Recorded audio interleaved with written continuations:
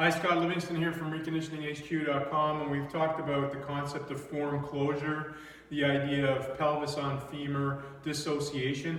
Just to review really quickly, if I'm in that ready stance position, the ability for me to close my pelvis on the femur and the femur not to be actioned laterally, or in fact as I turn it outwards medially. The idea that I can move that femur independent, or that pelvis independent of my femur, is what I want to work on from a form closure opening perspective. Once I have that from a mobility perspective and an actual movement capability perspective, can I then use that movement and gain some capacity out of it? Because absolutely, I want to be able to load into it and dynamically drive out of it. So we can use a load from any kind of cable stack, preferably Kaiser. Elastic is also good. The idea being, in this position, I want to close and then action through.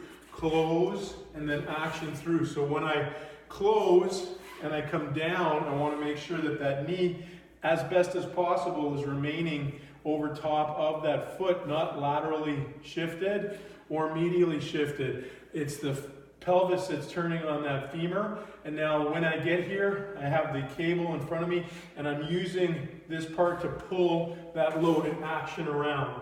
So I'm down, action around, and I can produce power. I can do it slowly to gain strength through that motion. If I want to start to work on power speed, I can come down and move around, rotate more effectively and more quickly. I can actually drop into, break, and turn. Drop into it, break and turn if I want to, work on the action of actually breaking, turning, and producing force. And if I want to actually work the entire chain, I can drop into something like that and extend out if I want to add the chain of the upper body to that motion. So that's the whole process of working form closure, the actual capability of it, and then working capacity.